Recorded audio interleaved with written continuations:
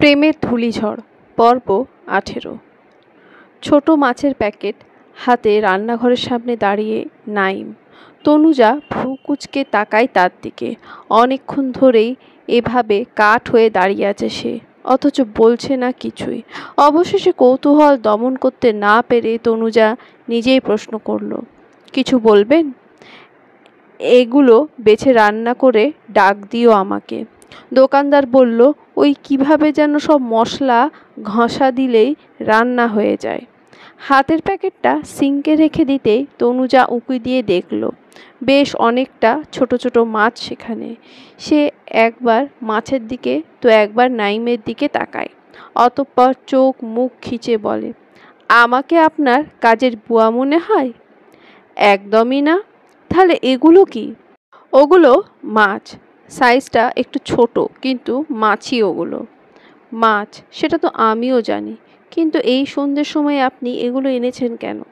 কেন আবার? খাবো বলে। নাইমের সোজা সাপটা উত্তর শুনে বেজায় চটে যায় তনুজা। বলে, গু খেতে মন চায় না আপনার?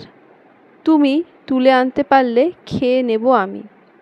তনুজা মুখে ওড়না চেপে বমি করার ভঙ্গিতে বেসিনের দিকে এগিয়ে যেতেই নাইম বলে, এই এখনো তো কিছুই করিনি। এত দূরে দূরে থেকেই সুখবর? কিছু করা শুরু করলে কি হবে তবে? তনুজা চোখ গরম করে তাকায় নাইমের দিকে। নাইম হেলতে দুলতে সিঁড়ি বেয়ে উঠে যায় নিজের ঘরের দিকে। খাওয়ার টেবিলে বসে বেশ আয়েশ করে ছোট মাছের ভুনা দিয়ে ভাত খাচ্ছে নাইম। মাছ সে খেতে পারে না কাটার জন্য, আজ ইচ্ছে করেই কিনে এনেছে সে তনুজাকে জ্বালাবে বলে। কিন্তু রান্না করলে এত টেস্ট হবে জানা ছিল না তার। খেতে খেতেই বলল, তাজমহল বানানোর জন্য ওয়ার্কারদের হাত কেটে ফেলেছিল সম্রাট শাহজাহান, যেন দ্বিতীয় কোনো তাজমহল সৃষ্টি না হয় এই দুনিয়াতে। আমার বউয়ের হাতে ছোট মাছ ভুনা খেয়ে আমারও এমন স্বাদ জাগছে এখন। আমার বউ শব্দটা খেয়াল করল না তনুজা। নাইম নিজেও চমকে উঠল এমন এক শব্দ ব্যবহার করে। আর চোখে তনুজার দিকে তাকিয়ে বোঝার চেষ্টা করলো সে বুঝেছে কিনা ব্যাপারটা। তার কোনো রকম হেলদোল না দেখে আবারও বলে উঠল, যাতে অন্য কাউকে আর এভাবে রান্না করে না খাওয়াতে পারো, তাই হাত দুটো কেটে নেওয়া উচিত না তোমার বউ? তনুজা থতমত খেয়ে চোখ তুলে তাকালো। নাইম ততক্ষণে চোখ নামিয়ে ভাতের থালায় মনোনিবেশ করেছে। তনুজা কণ্ঠ চওড়া করে বলল, কি বললেন? কি বললাম? আপনি জানেন আপনি কি বলছেন? তাহলে তো ভালোই। তুমি জানো, আমি জানি, দুজনেই জানি। ফাজলামি করছেন আমার সাথে? আরে ধুর, তুমি কি বেয়াই লাগো আমার যে ফাজলামি করব?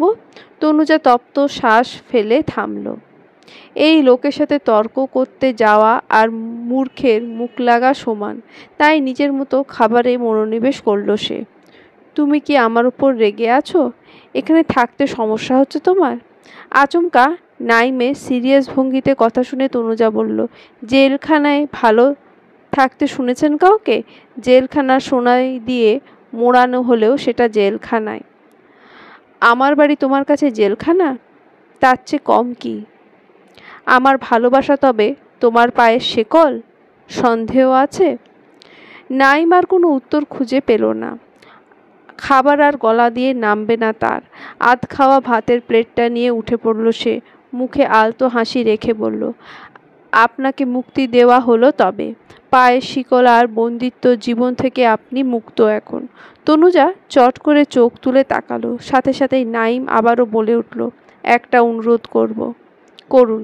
আপনি যেখানেই ইচ্ছে যেতে পারেন, যা ইচ্ছে করতে পারেন, শুধু দিন শেষে এখানেই ফিরবেন প্লিজ। এই বাড়ি, ইট পাথর, চার দেওয়ালের নিষ্প্রাণ ভূমিতে আমি সুখের পায়রা দেখতে পাই আপনার উপস্থিতিতে। আপনার অনুপস্থিতি সব কিছুকে মেরে দেবে, আমাকেও। শেষের কথাটা বড্ড আলতো করে বললেও কানে পৌঁছালো তনুজার। তবুও নিশ্চুপ রইল সে। একটা বা সহানুভূতির দৃষ্টি পর্যন্ত ফেলল না ফিরে যাওয়া বিধ্বস্ত মানুষটার দিকে। ঠিক যেমন করে রণক্ষেত্রের বুকে তীর ছুঁড়ে ঘায়েল করা শত্রুকে পিছু ফিরে দেখে না বিজয়ী যোদ্ধা। ফ্যাক্টরিতে পুলিশের রেড পড়েছে, পুরো এরিয়া সিল করে ফেলা হয়েছে। এই খবর পাওয়া মাত্রই গুহা থেকে বের হয়ে এসেছে জাওয়াদ শিকদার। তৈমুরকে কোনোভাবেই নাক গলাতে দেওয়া হয়নি এই কেসে। একজন বড় অফিসার নিজে দেখছেন এই কেসটা। এমনিতেই কোর্টের হিয়ারিংয়ের পর থেকে বেশ নজরে নজরে রাখা হয়েছে শিকদারদের। তার উপর নন্দিতার সাথে হওয়া অ্যাক্সিডেন্ট, বেআইনি ওষুধের ঢেরে ভরা ফ্যাক্টরির গুদামঘর, পুলিশের সরাসরি তীক্ষ্ণ নজর এখন শিকদারদের ওপর।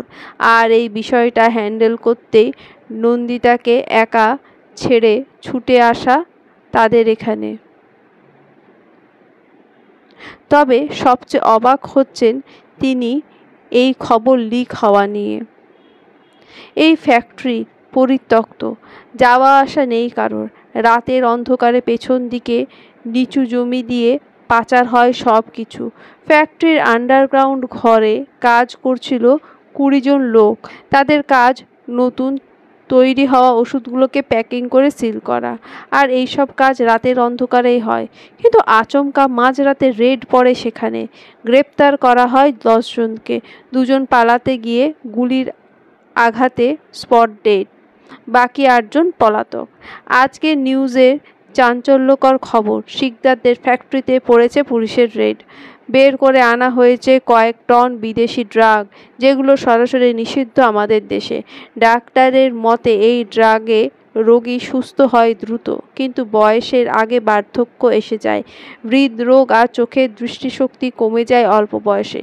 কিন্তু শিকদার মেডিকেয়ারের মতো নামি দামি ব্র্যান্ড কেন করলো এমন কাজ? দেশের অন্যতম ওষুধ কোম্পানির মধ্যে একটা তারা। তবে কি এইভাবেই এত বছর ধরে ব্যবসায়িক প্রতিযোগিতা চালিয়ে যাচ্ছিল তারা, মানুষের প্রাণের বিনিময়ে তাদের সুস্থতা দিয়ে? নিউজ চ্যানেলে চলতে থাকা কথাগুলো চোখ বন্ধ করে নিজের ঘরে বসে শুনছে ধূসর। ঠোঁটের কোণে তার তীক্ষ্ণ হাসি। দরজা জানলা বন্ধ। অন্ধকার কুপোকার ঘরে আচমকা সুর টেনে ধূসর গেয়ে উঠল, তুমি আরেকবার আসিয়া যাও মোর কান্দাইয়া, আমি মনের সুখে একবার কাঁদতে চাই। পোড়া বুকে দারুণ খরা, চোখের পানি চোখে নাই, আরেকবার আসিয়া যাও মোরে কাঁদাইয়া, আমি মনের সুখে একবার কাঁদতে চাই। না পারিলাম বাঁচাতে আমি, না পারিলাম মরতে, না পারিলাম পিড়িতে ওই সোনার পাখি ধরতে। কোর্টে পা রাখতেই দুর্জয়ের মুখোমুখি হলো জাওয়াদ শিকদারের। বেশ ছোটাছুটির মধ্যেই আছেন তিনি। দুর্জয়কে তাই সম্পূর্ণ উপেক্ষা করে পাশ কাটিয়ে চলে যেতে গেলে পথ আটকায় সে। বুকে দুহাত গুজে মুখোমুখি দাঁড়িয়ে রহস্যময় হেসে বলে ওঠে, ফাঁসির দড়ি গলায় পরার জন্য প্র্যাকটিস করুন এখন থেকে। রোজ ঠিক এইভাবে একটু একটু করে দড়িটা শক্ত করে আঁকড়ে ধরবে আপনার গলায়।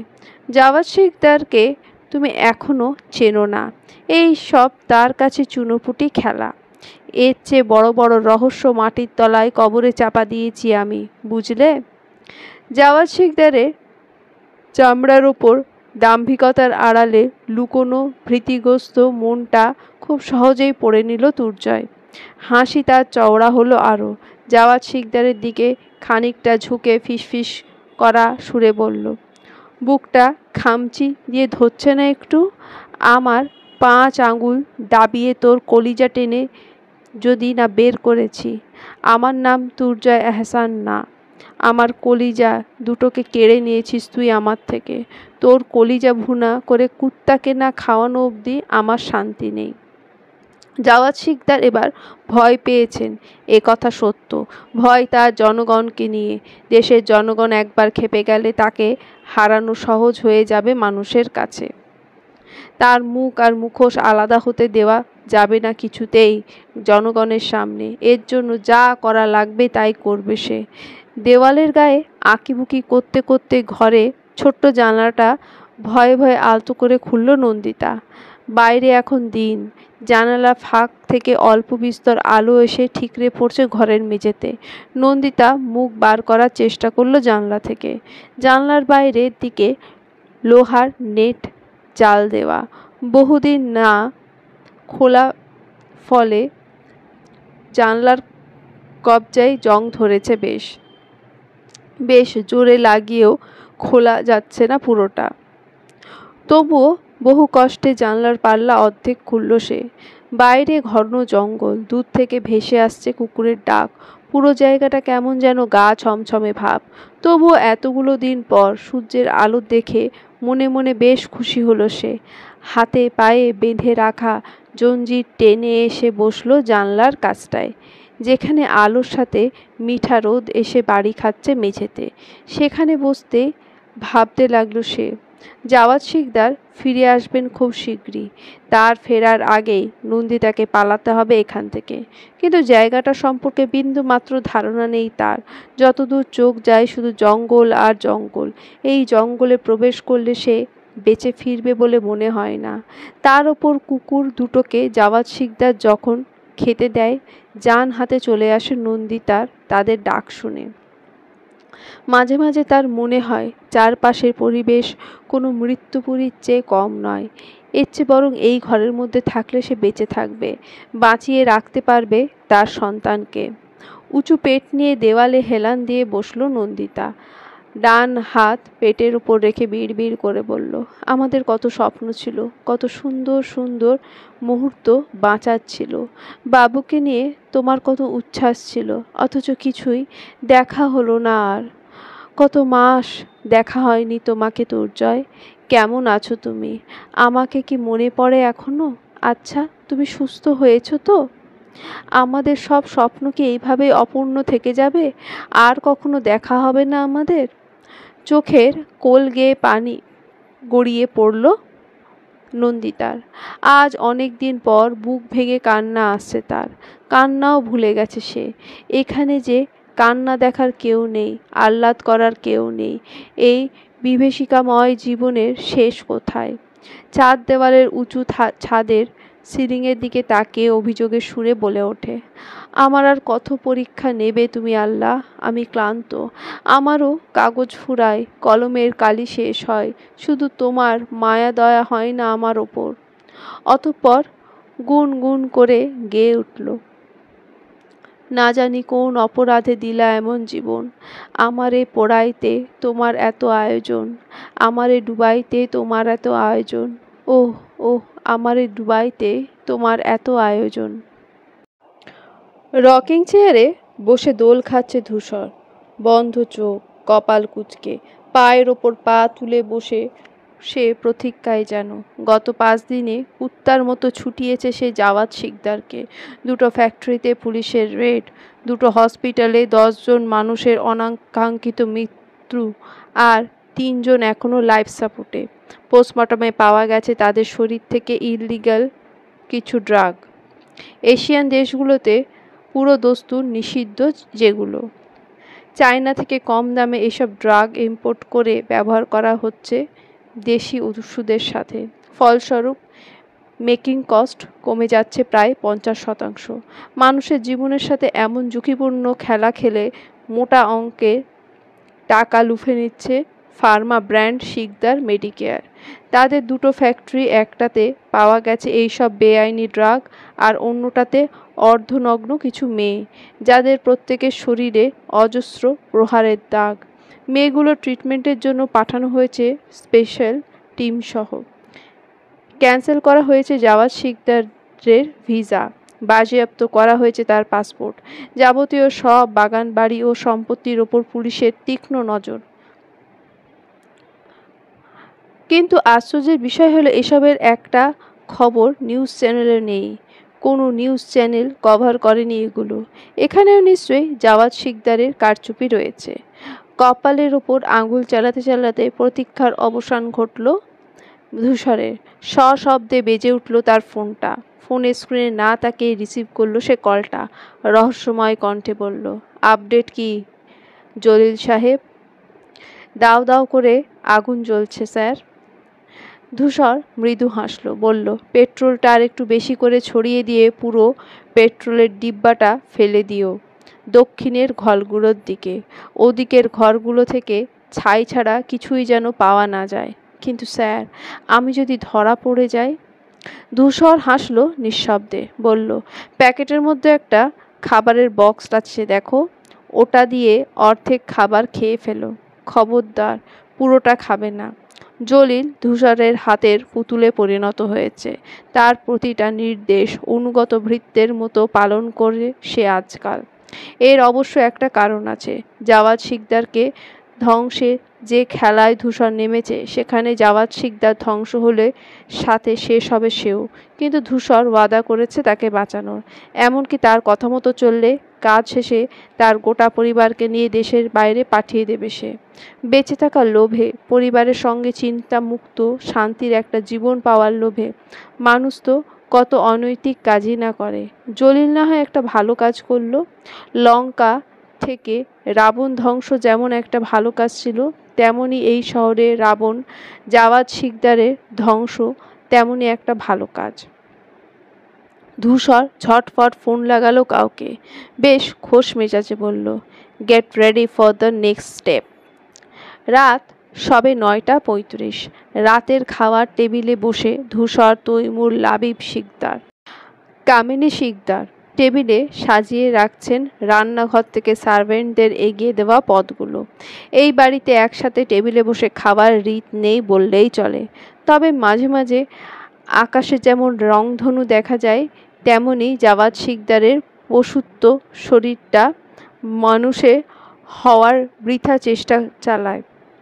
এই যেমন হুটহাট ছেলেদের জীবনে কী চলছে জানতে চান, কিংবা এমন এক ভুরিভোজের আয়োজন করেন, একসাথে খাবার টেবিলে বসে শুনতে চান সকলের কথা। ছোট থেকে এই দিনগুলোর জন্য হাপিত্যেশ হয়ে অপেক্ষা করত ধূসর। কবে জাওয়াদ শিকদার উন্মুখ হয়ে জানতে চাইবে তার হালচাল, কবে একসাথে বসে মজা করবে, গল্পগুজব করবে সবাই। কিন্তু আজ তার গা ঘিন ঘিন করছে। নিজের জন্ম পরিচয়, বৃত্তি পরিচয় বদলানোর সুযোগ থাকলে সে তৎক্ষণাৎ তাই করত। এই জন্ম তার কাছে বৃথা লাগে। যে জন্ম, যে শরীর পুরোটাই পাপের ফসল, সেই শরীর, সেই জন্মকেই ঘৃণা করে সে, চরম ঘৃণা। জাওয়াদ শিকদার অবশ্যই আজ সবাইকে একজোট করেছেন বিশেষ কিছু আলোচনা করতে। তাই তার প্রতীক্ষায় বসে সকলে। অবশেষে সাদা রঙের পাঞ্জাবি পায়জামা পরে নামতে দেখা গেল তাকে সিঁড়ি দিয়ে। ধূসর এক পলক সেই দিকে তাকিয়ে মুখ লুকিয়ে হাসল, ঘৃণায় বিড়বিড় করে আওড়ালো, ফেরেশতারাও লজ্জা পাবে তাকে দেখে। দুই হাত যার খুনের রক্তে লেপ্টে, কি শুভ্র তার লেবাস। চেয়ার টেনে বসতে বসতে জাওয়াদ শিকদার সরাসরি তাকালেন ধূসরের দিকে, বললেন, শুনলাম অসুস্থ তুমি, ঘর থেকেও বের হচ্ছ না। শুনেছ তাহলে? তোমার চাচি জানালো আমাকে। এখন কেমন আছো? ধূসর এক পলক কামিনী শিকদারের দিকে তাকালো, সংক্ষেপে জবাব দিল, ভালো।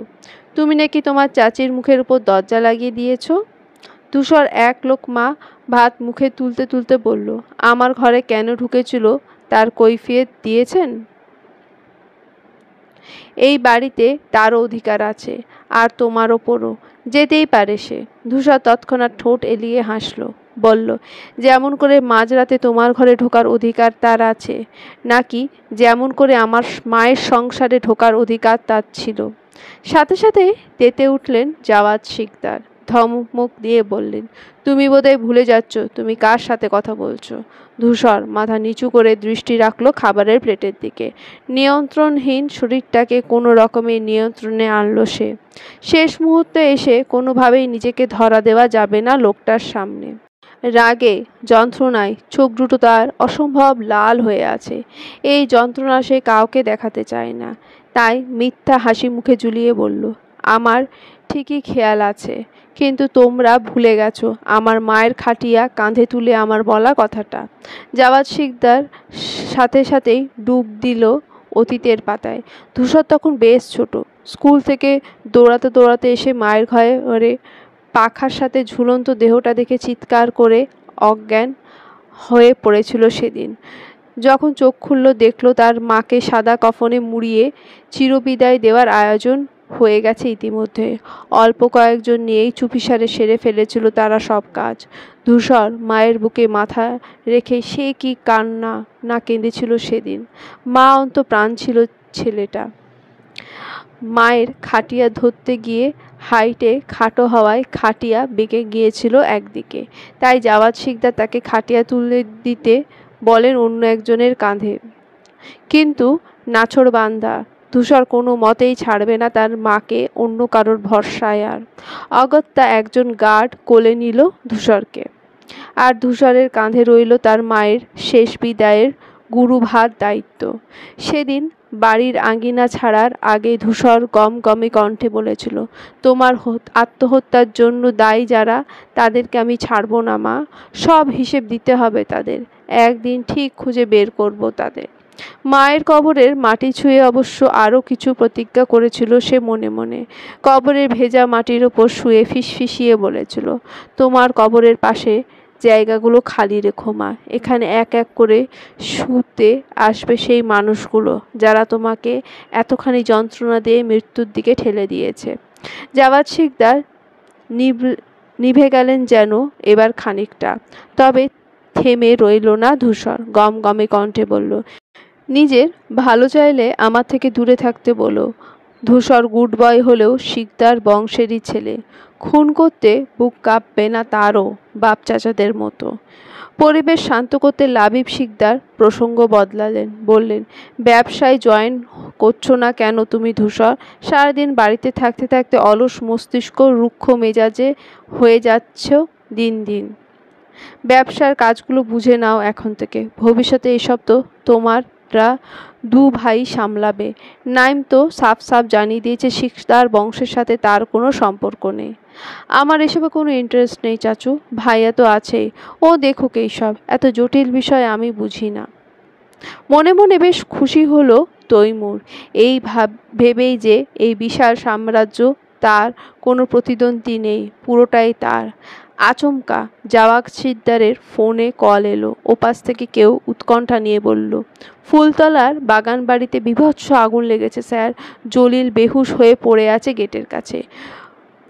কোর্টে যাতায়াত শুরু করেছে তনুজা, নতুন করে কাজে ফিরে মেজাজটা বেশ ফুরফুরে তার। অবশ্য নঈমের শেষ অনুরোধটা সে রেখেছে। দিন শেষে শান্তির রাতটা কাটাতে সে ফিরে যায় নঈমের বাড়িতেই। নঈম অবশ্য খুব একটা সামনে আসে না ইদানিং, তার কেমন যেন দূরত্ব বজায় রেখে চলে, মুখোমুখি না হওয়ার আপ্রাণ চেষ্টা চালিয়ে যায়। তনুজা যখন বাড়ি ফেরে নঈম তখন বাড়িতে থাকে না, তবে একজন কাজের খালা রেখেছে সে নতুন করে। সকাল সকাল এসে সব কাজ সেরে যায়। আবার নঈম ফেরার পর তার জন্য খাবার বেড়ে ঘরে দিয়ে এসে এরপর বাড়ি ফেরে সে। প্রথম প্রথম তনুজার বেশ ভালো লাগতো, ভারমুক্ত শান্ত নদীর মতো জীবন। কাজ থেকে ফিরে টেবিলে সাজানো খাবার, আবার সেই একই টেবিলে বসে তাকে বিরক্ত করার কেউ নেই, এমনকি এটা সেটা বলে তাকে বিব্রত করে না আর কেউ। রোজ রোজ নতুন পাঁয়তারা করে তাকে জ্বালানোও বন্ধ, হাঁপ ছেড়ে বেঁচেছে যেন। ইদানিং কিছু একটা শূন্যতা অনুভব করে সে। খাবার টেবিলে একাকিত্ব তার ভালো লাগে না মোটেও। একদিন তাই খালাকে ডেকে জিজ্ঞেস করলো, আপনার স্যার টেবিলে এসে খায় না কেন? ডাইনিং থাকতে ঘরের মধ্যে ঢুকে খাবার খাওয়া আবার কেমন নিয়ম? ডাক্তার মানুষ হয়ে এমন অনিয়ম মানায় কি? কি জানি বাবু সাহেব তো খায়ও না ঠিক মতো, যা খাবার নিয়ে যায় বেশিরভাগ ফিরিয়ে আনতে হয়। কি যে কাককোকিলের মতো খাওয়া শহরের বাবুদের।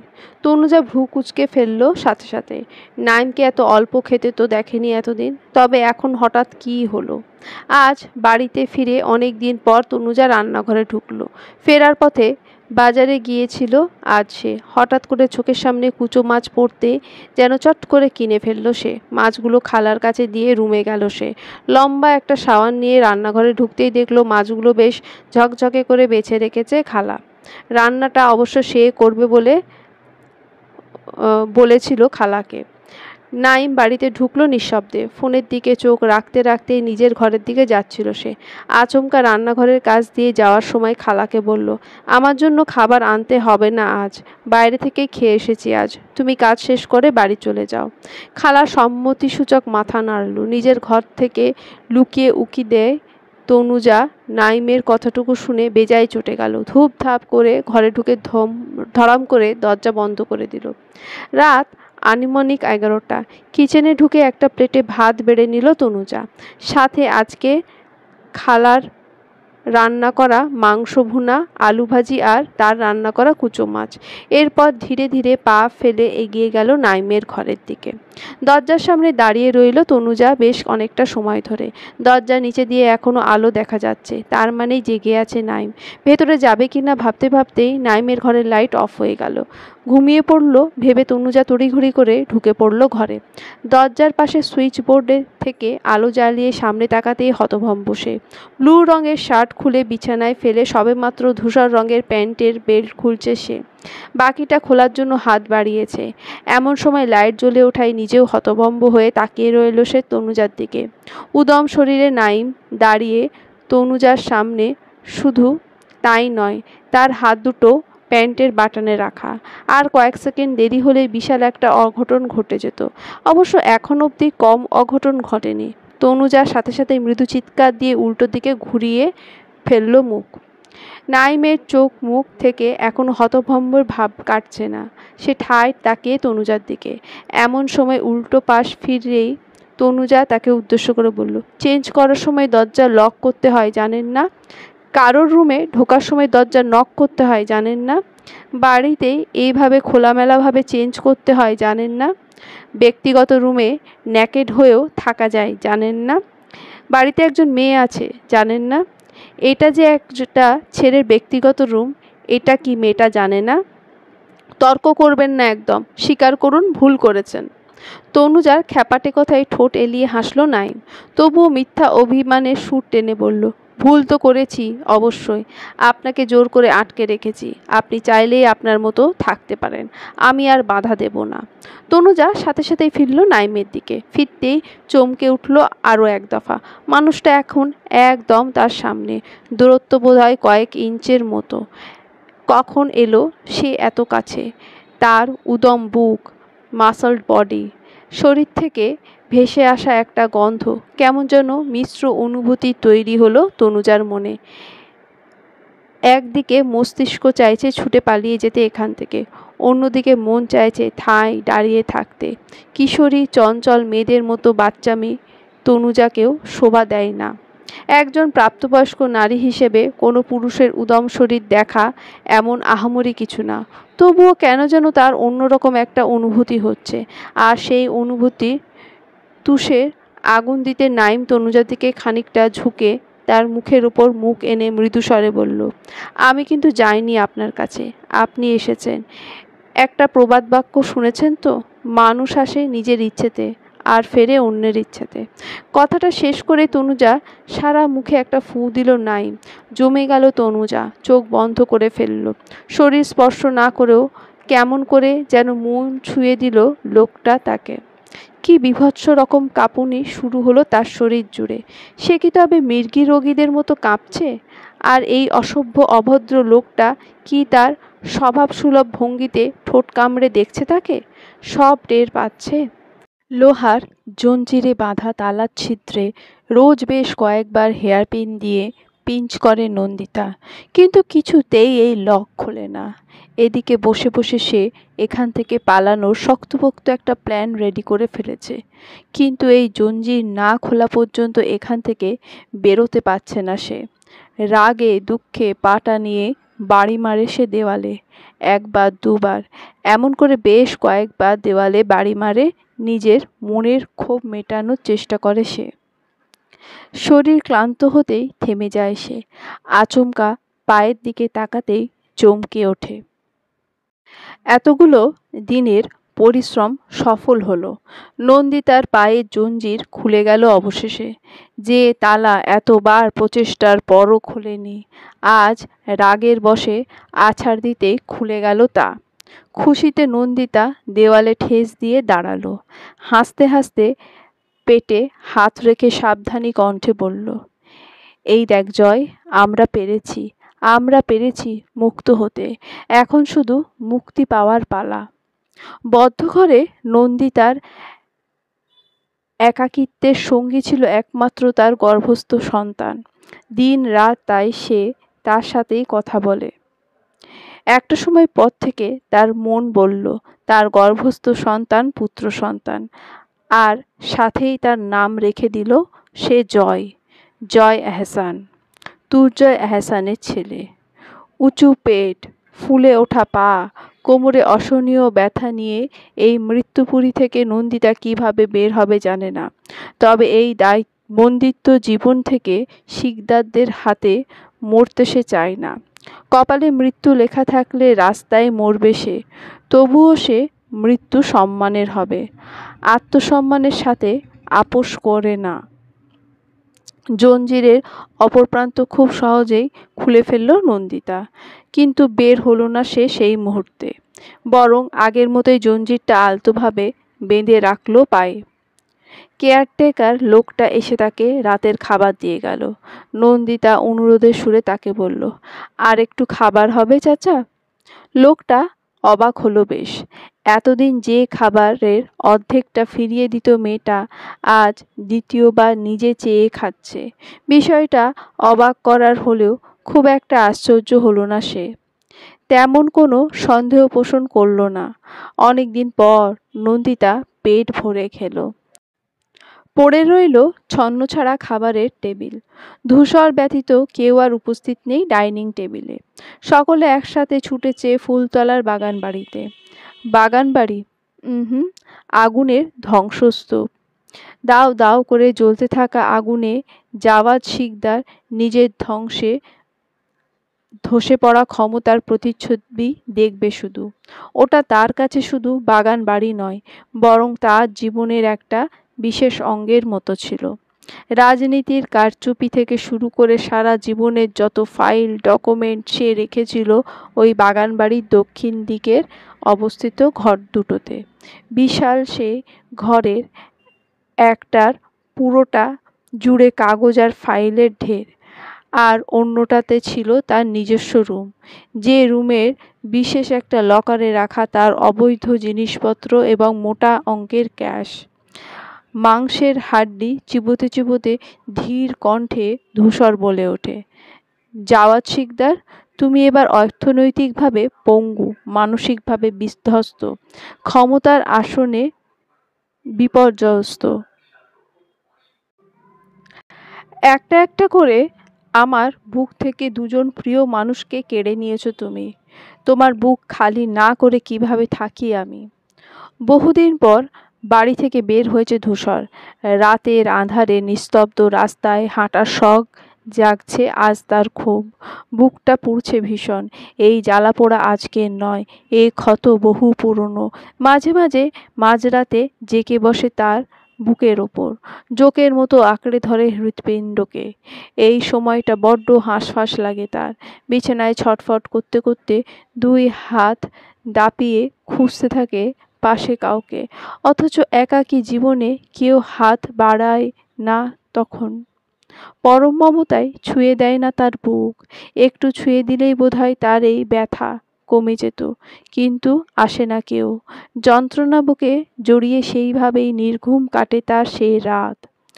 অদূরে কোথাও থেকে গোগানির শব্দ ভেসে আসছে। ধূসর সতর্ক হলো, কান পেতে শোনার চেষ্টা করলো শব্দের উৎস। রাস্তার ধারে পার্কের গেট খোলা, একপাশে ল্যাম্পপোস্টের আলো নেভানো।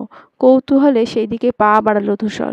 কিছুটা যেতেই শব্দ গাঢ় হলো আরো। দ্রুত কদমে সেখানে পৌঁছাতেই অন্ধকারে ধস্তাধস্তির শব্দ পেয়ে চিৎকার করলো ধূসর, কে ওখানে? কি হচ্ছে কি? চমকে উঠল লোকগুলো। অনাকাঙ্ক্ষিত মানুষের আগমনে চমকে উঠে হাতের বাঁধন আলগা হলো তাদের। মেয়েটাকে ছেড়ে এগিয়ে এলো একজন ধূসরের দিকে। ধূসর আঁচ করতে পারল ব্যাপারটা। একপাশে পড়ে থাকা গাছের শুকনো ডাল তুলে নিল হাতে। সাথে সাথে একজন মধ্যবয়সী লোক ছুটে এলো তার দিকে। পরনে নীল রঙের শার্ট, মস্ত বড় একটা ভুঁড়ি উঁচিয়ে সামনে এগিয়ে আসতে আসতে বলল, মালটা একেবারে খাসা, ভাগ চাইলে শেষে আইসো, এখন যাও তো। পার্কের গার্ডও যে এইসবের সাথে জড়িত বুঝতে পেরে মেজাজ চরম রকমের খারাপ হলো ধূসরের। ঠিক সেই সময় অন্ধকার থেকে ছুটে এলো একটা মেয়ে, সোজা এসে লেপ্টে গেল ধূসরের বুকে। ধূসর তাকে এক হাতে আগলে নিল। আমাদের মাল ছেড়ে এখান থেকে ফুটে যা। ক্যাচাল করলে ভালো হবে না কিন্তু। অল্প বয়সী ছেলের মুখে এমন কথা শুনে তার নাক বরাবর ঘুষি মারল ধূসর। বলল, আমার বুকে থাকা জিনিস ছিনিয়ে দেখা, কেটে ভাগা দেব এখানে টুকরো টুকরো গুলোকে। ধূসরের কণ্ঠের তেজ, তার ঔদ্ধত্য দেখে ভয় পেল ছেলেগুলো। এক এক করে বেরিয়ে গেল তিনজন ছেলে পার্ক থেকে। যাওয়ার আগে এক পলক তাকালো ধূসরের দিকে। তার চোখের তেজের সামনে অবশ্য তাকাতে পারল না বেশিক্ষণ, চলে গেল সেখান থেকে।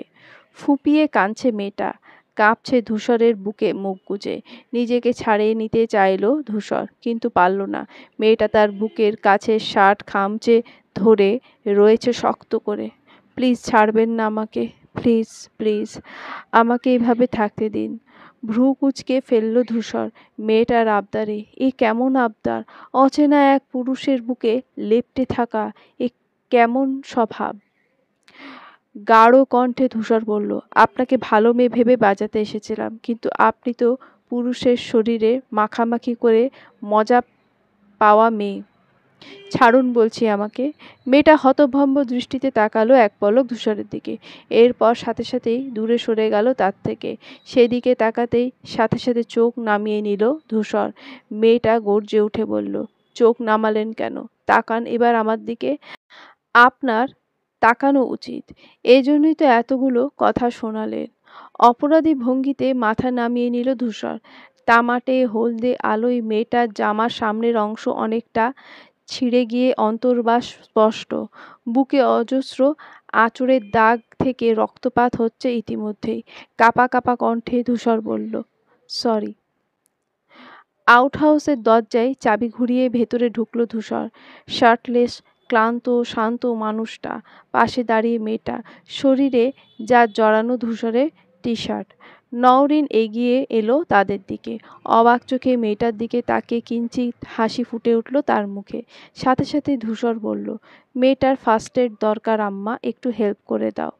কথাটা শেষ করে আর এক মুহূর্ত দাঁড়ালো না সে, সাথে সাথেই বেরিয়ে গেল ঘর ছেড়ে।